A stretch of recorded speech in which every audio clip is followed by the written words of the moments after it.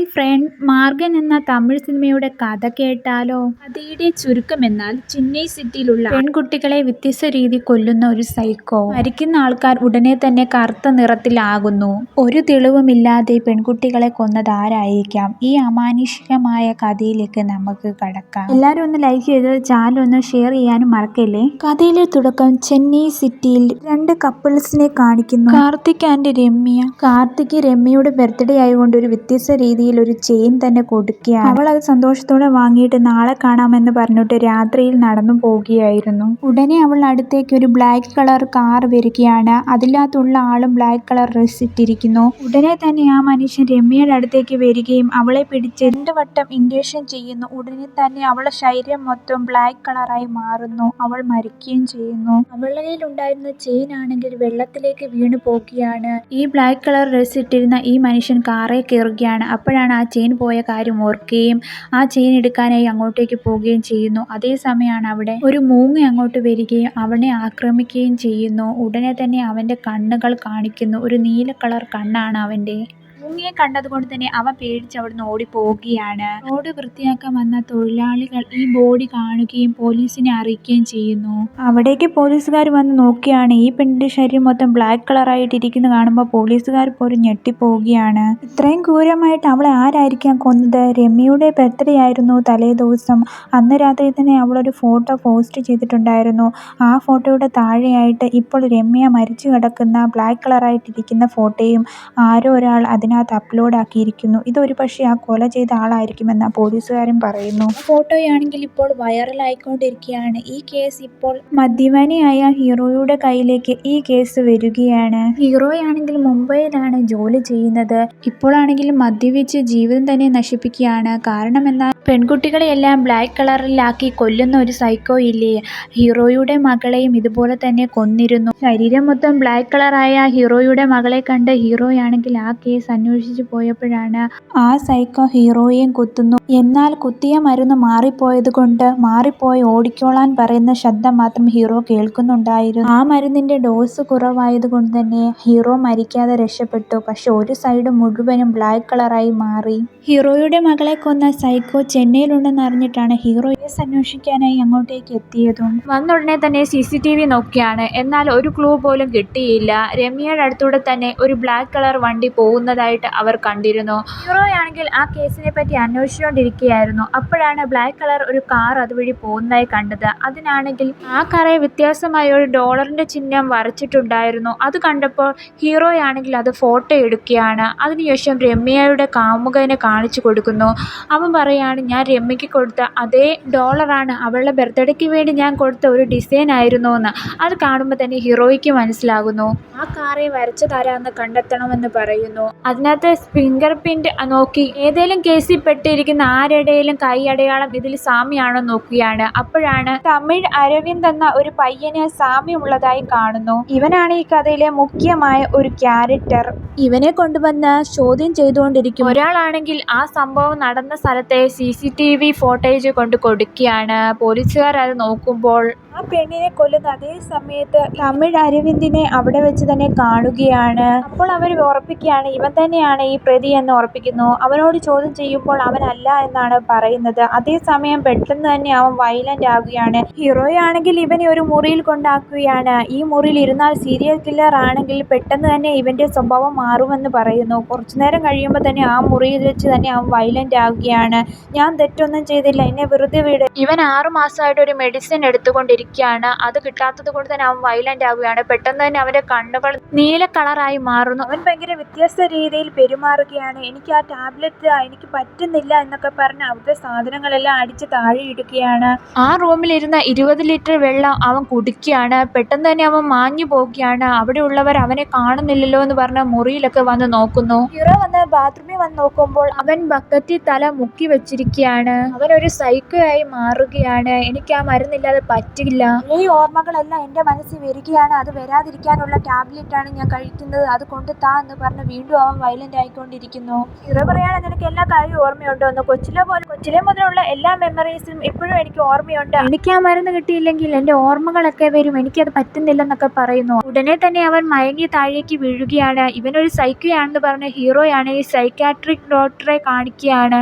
ഇവനെ മൊത്തത്തിൽ ഒന്ന് സ്കാൻ ചെയ്ത് ഇവന്റെ തലയിലുള്ള പ്രശ്നങ്ങളെല്ലാം സൈക്കാട്രിസ്റ്റ് കണ്ടുപിടിക്കുകയാണ്. ഹീറോയോട് പറയാണ് ഇവനെ പോലെയുള്ള ആൾക്കാരെ കാണാൻ റെയർ ആയിട്ടേ കാണത്തുള്ളൂ, കുറച്ചു പേരൊക്കെ ഉള്ളൂ ഇവനെ പോലെ. ഇവനാണെങ്കിൽ പണ്ടത്തെ കാര്യങ്ങൾ വരെ ഓർമ്മയുണ്ടാകും, കുഞ്ഞിലത്തെ കാര്യം പോലും. ഇവനെ കൊണ്ട് ഒരു കാര്യവും മറക്കാനായി കഴിയില്ല.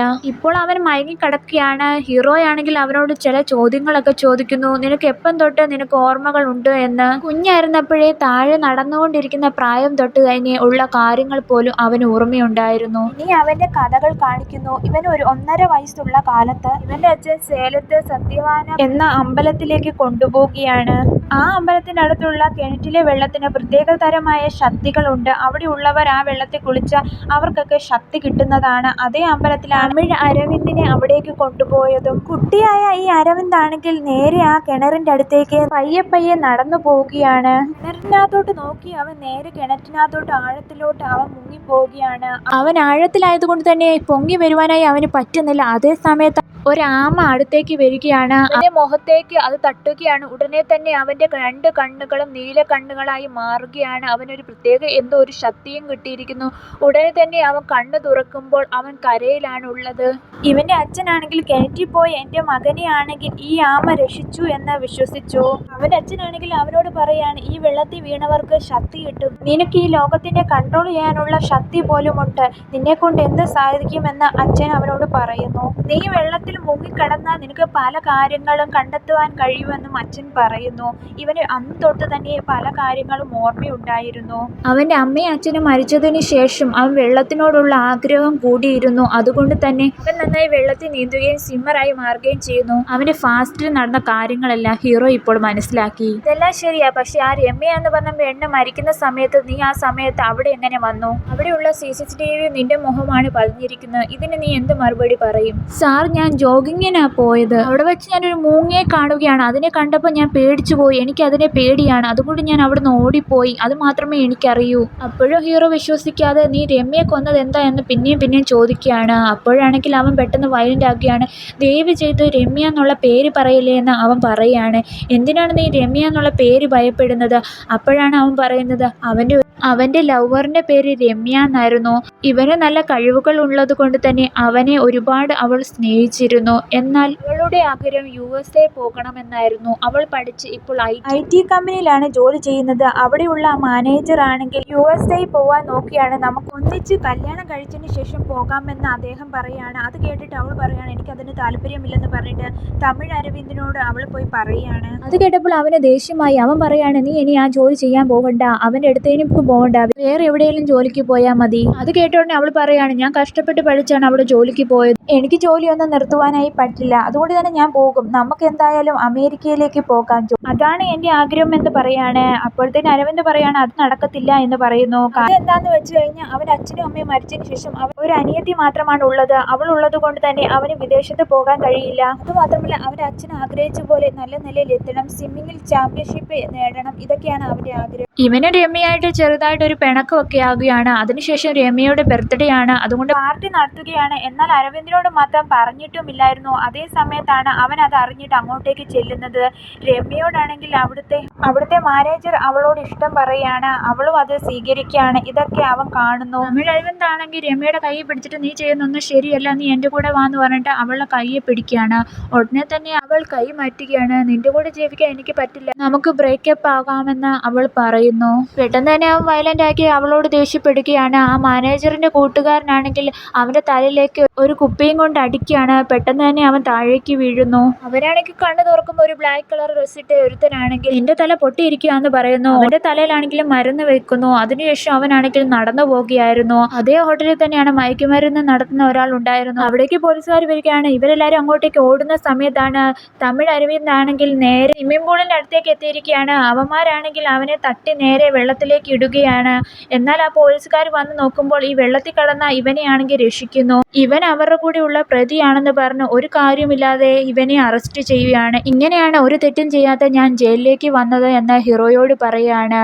എന്നെ വെറുതെ വിട്, എന്റെ അനിയത്തി മാത്രമേ വീട്ടിലുള്ളൂ, അവളാണെങ്കിൽ പഠിത്തം കഴിഞ്ഞ് ഇപ്പോൾ വരും എന്നൊക്കെ പറയുന്നു. എന്നാൽ ഹീറോയാണെങ്കിൽ അവനെ വിടുവാനായി കൂട്ടാക്കുന്നില്ല. ഹീറോയ്ക്ക് കിട്ടിയ ഒരു ക്ലൂ സ്വഭാവമാണ് ഇവൻ, അതുകൊണ്ടാണ് ഇവനെ വിടാത്തതും. പെട്ടെന്ന് ഈ പയ്യന് ദേഷ്യമായിട്ട് പറയാണ്, നിങ്ങൾക്ക് ആരോടെങ്കിലും സ്നേഹമുണ്ടോ, നിങ്ങൾക്ക് ബന്ധത്തിന്റെ വില അറിയാമോ? ഇങ്ങനെ ഇമോഷനായിട്ട് ഇവനാണെങ്കിൽ ഹീറോയോട് പറയാണ്. അപ്പോൾ ഹീറോ പറയാണ് ഹീറോയുടെ മകൾക്ക് സംഭവിച്ചത് എന്താണെന്ന്. മുംബൈ കോളേജിൽ പഠിച്ചുകൊണ്ടിരുന്ന എന്റെ മകൾ സുനിൽ എന്ന ഒരു പയ്യൻ എന്റെ മോളോട് റാഗിങ് ചെയ്യുകയായിരുന്നു. അവളെ കിസ് പോലും ചെയ്യുവാനായിട്ട് അവൻ ശ്രമിക്കുന്നുണ്ട്. ഈ കാര്യമെല്ലാം അവളുടെ ഫ്രണ്ട് ആണെങ്കിൽ ഹീറോയോട് വിളിച്ച് പറയാണ്. അവിടേക്ക് ഹീറോ ആണെങ്കിൽ വരികയാണ്. ഹീറോയെ കണ്ടിട്ടാണ് സുനിൽ പേടിച്ചിരിക്കുകയായിരുന്നു. മയക്കുമരുന്ന് മാഫിയയിലുള്ള ആളായിരുന്നു ഇവനാണെങ്കിൽ ഇതെല്ലാം ഉപയോഗിച്ചുകൊണ്ട് മെഡിക്കൽ കോളേജിൽ വന്ന് പഠിക്കാൻ വന്ന ആളായി പറ്റിച്ചുകൊണ്ട് ഇതുപോലെയുള്ള കാര്യങ്ങൾ ചെയ്യാനായിട്ടാണ് അവിടെ വന്നത്. ഇതറിഞ്ഞ ഹീറോയാണെങ്കിൽ അവനോട് സംസാരിക്കുകയാണ്.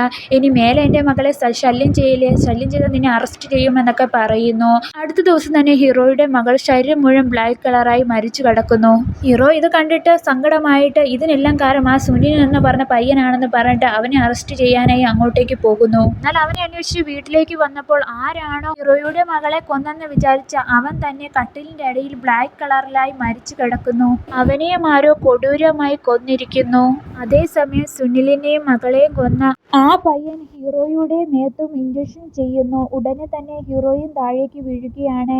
എന്നാൽ മരുന്ന് മാറിപ്പോയത് കൊണ്ട് തന്നെ ഹീറോ രക്ഷപ്പെടുന്നു. പകുതി ഭാഗം മുഴുവനും ബ്ലാക്ക് കളറായി ഹീറോ മാറുന്നു. ഹീറോയുടെ സ്റ്റോറിയെല്ലാം തമിഴ് അരവിന്ദിനോട് പറയാണ്. ഇതെല്ലാം കേൾക്കുമ്പോൾ അവനും സങ്കടമാകുന്നു. ഹീറോ അവനോട് ചോദിക്കുകയാണ്, അന്നേ സമയം നടന്ന കാര്യങ്ങളെല്ലാം നിനക്ക് ഓർമ്മയുണ്ടോ എന്ന്. അപ്പോൾ അവൻ പറയാണ്, എനിക്ക് വെള്ളത്തിൽ മുങ്ങിക്കടന്നാൽ മാത്രമേ ആ കാര്യങ്ങളെല്ലാം ഓർമ്മ കിട്ടത്തുള്ളൂ. ഇന്ന് അവൻ വീണ ആ സ്വിമ്മിംഗ് പൂളിലേക്ക് പോവുകയാണ്. ഹീറോയും കൂടെയുണ്ട്. അവനാണെങ്കിൽ ആ വെള്ളത്തിനകത്തെ മുങ്ങിക്കടക്കുകയാണ് കുറേ നേരം. അവിടെയുള്ള ആൾക്കാരാണെങ്കിൽ ഹീറോയോട് പറയാണ്, ഇത് അരവിന്ദ് അല്ലേ, ഇവൻ വെള്ളത്തിൽ മുങ്ങിക്കടന്ന അരമണിക്കൂറോളം കടക്കും, അതങ്ങനെയാണ് ഇവന്റെ ശീലം. ഇപ്പോൾ അരവിന്ദ് ആണെങ്കിൽ ആ സംഭവം നടന്ന ഫാസ്റ്റിലേക്ക് പോവുകയാണ്. അവനാണെങ്കിൽ അതേ സമയം ഒരു മൂങ്ങയെ കണ്ട് പേടിച്ചില്ലായിരുന്നു. അതേ സ്ഥലത്ത് തന്നെ ഒരു ഡോളറിന്റെ തിളക്കം അവൻ കണ്ടിരുന്നു. ഇതെല്ലാം ഹീറോയോട് പറയാണ്. ഹീറോയാണെങ്കിൽ CCTV നോക്കിയപ്പോഴാണ് ആ ഡോളർ ഒരാള് കൈ കൊണ്ട് എടുത്തുകൊണ്ട് പോകുന്നത് കാണുന്നു. എന്നാൽ അദ്ദേഹത്തിന്റെ മുഖം മാത്രം വ്യക്തമാകുന്നില്ല. അതുകൊണ്ട് തന്നെ ഹീറോയ്ക്ക് മനസ്സിലാവുന്നു കില്ലർ ഇവൻ അല്ലെന്നും. രമ്യ അന്ന് കൊന്ന സമയത്ത് തന്നെ ആ ഡോളർ താഴേക്ക് വീണു. ആ ചെയിൻ അത് കിട്ടുവാനായിട്ട് ആ കൊലയാളി എടുക്കുവാനായി വന്നിരുന്നു. അപ്പോൾ അവൻ ആരാണെന്ന് എങ്ങനെയും കണ്ടെത്തണം. അതുകൊണ്ട് തന്നെ അരവിന്ദിന്റെ സഹായവും വേണമെന്ന് ആ പോലീസുകാരൻ പറയുന്നു. അരവിന്ദ് വീട്ടിൽ ചെല്ലുമ്പോൾ അവന്റെ സഹോദരിയെ കാണാനില്ല. അവളെ കാണാതില്ലാത്തതുകൊണ്ട് ടെൻഷനിലാണെങ്കിൽ പോലീസുകാരനെ വിളിച്ച് പറയുകയാണ്. അപ്പോൾ ഹീറോയും വന്ന് അന്വേഷിക്കുന്നു. CCTVയിൽ ഹീറോ നോക്കിക്കൊണ്ടിരിക്കുമ്പോഴാണ് അവന്റെ അനിയത്തിയാണെങ്കിൽ നടന്നു പോകുന്ന സമയത്ത് ബ്ലാക്ക് കളർ ഷർട്ടിട്ട ഒരുത്തൻ വന്ന് പുറയുന്നു വന്നിട്ട് അവളെ ഇൻജക്ഷൻ ചെയ്യുന്നു. പെട്ടെന്ന് തന്നെ അവൾ താഴെ വീണ് ബ്ലാക്ക് കളറായി മാറുന്നു. അരവിന്ദ് ഇതറിഞ്ഞിട്ട് ടെൻഷനോടെ അവിടേക്ക് വന്ന് നോക്കുകയാണ്, എന്റെ അനിയത്തിയാണോ എന്ന്. അവൻ നോക്കുമ്പോൾ ആ പെണ്ണിന്റെ കാലിലെ ചെരുപ്പ് ഹീലിന്റെ ചെരുപ്പായിരുന്നു. ഇതെന്റെ അനിയത്തിയല്ല, ഇത് മറ്റാരോ ആണ്, എന്റെ അനിയത്തി ഇങ്ങനത്തെ ചെരുപ്പ് ഇടില്ല എന്ന് പറയുന്നു. അപ്പോൾ പോലീസുകാർ പറയാണ്, ഇത് അരവിന്ദിന്റെ അനിയത്തിയല്ല, കിൻക്ലെയർ ക്ലിനിക്കിലെ ഡോക്ടറായിരുന്നു എന്ന് പറയാണ്. അവരെ സാധാരണ ആൾക്കാരെ പോലെയല്ല, മുഖത്ത് മുഴുവൻ ആസിഡ് ഒഴിച്ച് മൃഗീയമായിട്ടാണ് കൊന്നിരിക്കുന്നതും. അരവിന്ദ് ഇപ്പോൾ വീട്ടിൽ വരുമ്പോൾ അവളുടെ അനിയത്തി അങ്ങോട്ടേക്ക് വന്നു. അരവിന്ദ് അനിയത്തിയെ കണ്ടപ്പോൾ ഉടനെ കെട്ടിപ്പിടിക്കുകയാണ്. അവൾ താമസിച്ച് വന്നതിന്റെ കാരണം രാത്രിയിലായപ്പോൾ അവിടെ മഴയായിരുന്നു. അതുകൊണ്ട് തന്നെ കൂട്ടുകാരിയുടെ കൂടെയാണ് അവൾ അന്നേ ദിവസം തങ്ങിയത്. വിളിച്ചു പറയാൻ നോക്കിയപ്പോൾ ഫോണിന് റേഞ്ച് ഇല്ലായിരുന്നു. അരവിന്ദ് ആണെങ്കിൽ ഈ കേസിലെ പ്രതി ആരാന്ന് കണ്ടുപിടിക്കണമെന്ന് ആഗ്രഹിക്കുന്നു. അതുകൊണ്ട് തന്നെ പോലീസിനോട് പറയുന്നു. അവനും വീണ്ടും വെള്ളത്തിൽ മുങ്ങിക്കടന്നിട്ട് ആ പഴയ കാര്യങ്ങൾ ഒന്നും കൂടെ കണ്ടെത്തുവാനായി ശ്രമിക്കുകയാണ്. അരവിന്ദ് ഇപ്പോൾ വെള്ളത്തിൽ മുങ്ങിക്കിടക്കുകയാണ്. അപ്പോൾ അവൻ ആ പാസ്റ്റിലെ കാര്യങ്ങളിലേക്ക് പോവുകയാണ്. ആ പെണ്ണ് മരിക്കുന്ന സമയത്ത് ബ്ലാക്ക് കളർ ഷർട്ടിട്ട് ഒരുത്തൻ ഉണ്ടായിരുന്നു. അവനെ കാണുകയാണ്. എന്നാൽ അവന്റെ മുഖം വ്യക്തമായിട്ട് അരവിന്ദിന് കാണുവാനായി കഴിയുന്നില്ല. അവനാണെങ്കിൽ കാറേ കയറി പോകുന്നതും അരവിന്ദ് കാണുന്നു. അവൻ ഒരു വീട്ടിലേക്ക് കയറി പോവുകയാണ്. അതേ സമയമാണ് അവിടേക്ക് മൂങ്ങ വരികയാണ്. അതിനെ കണ്ട് അവൻ പേടിച്ചു പോവുകയാണ്. അതിനുശേഷം ഹീറോയോട് അവന്റെ വീട് എവിടെയാണെന്ന് പറഞ്ഞു കൊടുക്കുന്നു. ഹീറോ ഇപ്പോൾ അങ്ങോട്ടേക്ക് ചെല്ലുകയാണ്. അവിടെ വന്ന് നോക്കുമ്പോൾ അവിടെ ആരെയും കാണുവാനില്ലായിരുന്നു. ആ വീട് വാടകയ്ക്ക് കൊടുത്ത ആളെ കാണുകയാണ്. അയാൾ പറയാണ്, അത് ആരാന്നൊന്നും ഞങ്ങൾക്കറിയില്ല. അന്ന് വാടകയ്ക്ക് ചോദിച്ച് അദ്ദേഹം അങ്ങോട്ടേക്ക് വരുമ്പോൾ പറഞ്ഞത്, എൻ്റെ ആധാർ കാർഡ് ഒന്നുമില്ല, പക്ഷേ 10 മാസത്തേക്കിനുള്ള വാടക പൈസ ഞാൻ ഇപ്പോഴേ തരാമെന്ന് പറയുന്നു. അത്രയും പൈസ തരാമെന്ന് പറഞ്ഞത് കൊണ്ട് തന്നെ ഒരു രേഖയും മേടിച്ചു വെച്ചില്ല. ഹീറോയാണെങ്കിൽ ആ വീട്ടിൽ കയറി പരിശോധിക്കുമ്പോൾ ഒരു ഡയറി കാണുകയാണ്. ആ ഡയറിലാണെങ്കിൽ സ്കിൻ കെയർ ഡോക്ടർ മരിച്ചില്ലായിരുന്നു, അവരുടെ ഫോട്ടോ പോലും ഉണ്ടായിരുന്നു.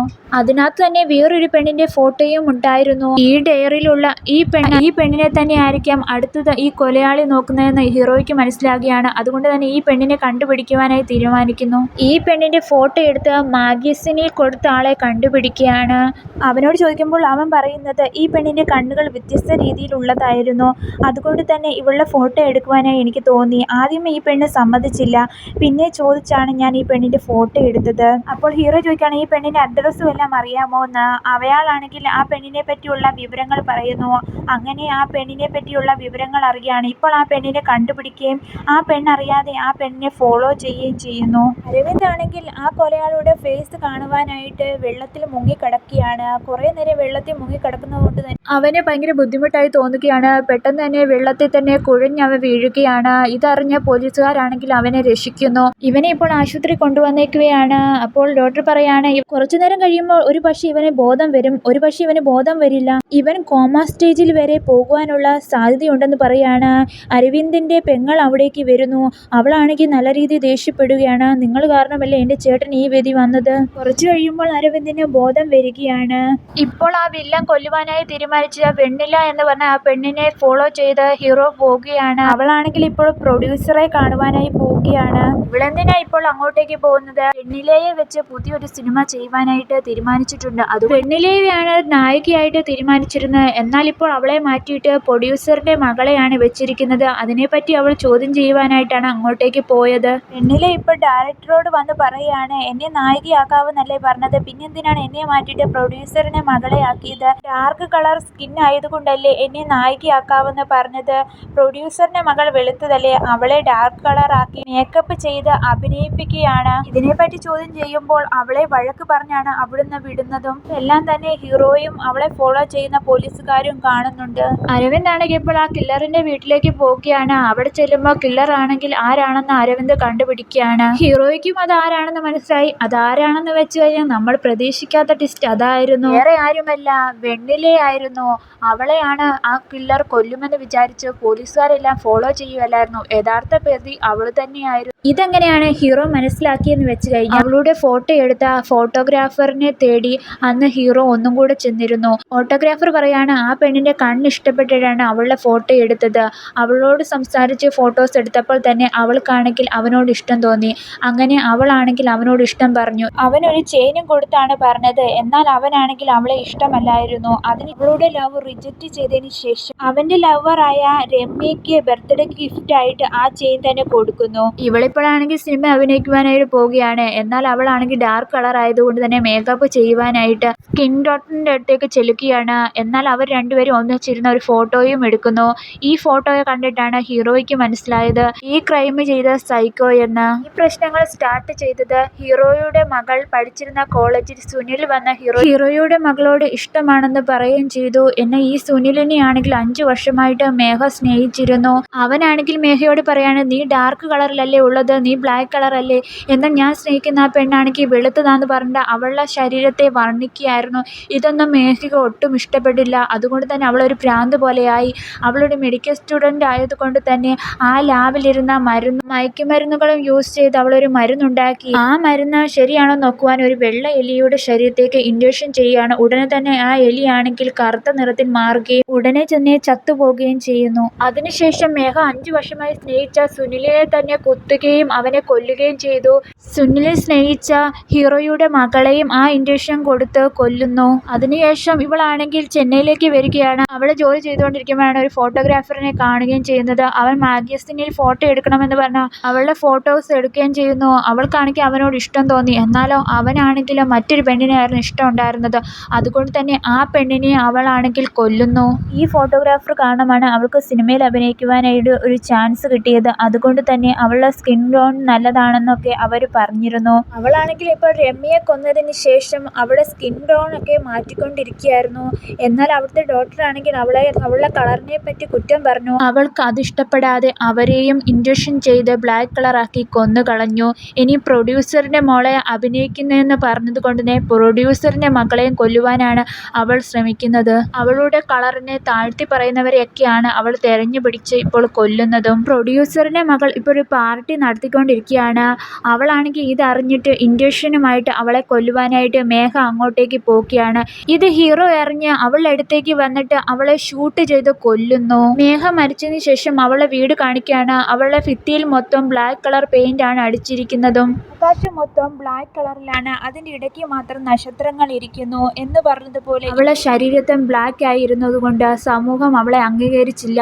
അതുകൊണ്ടാണ് അവൾ ഇങ്ങനെയൊക്കെ ചെയ്തതെന്ന് കാണിച്ചുകൊണ്ട് ഈ സിനിമ ഇവിടെ അവസാനിക്കുകയാണ്. എൻ്റെ എക്സ്പ്ലനേഷൻ ഇഷ്ടപ്പെട്ട ദയവ് ചെയ്ത് ഒരു ലൈക്ക് ചെയ്യുകയും ഈ വീഡിയോ ഒന്ന് ഷെയർ ചെയ്യാനും മറക്കേണ്ട.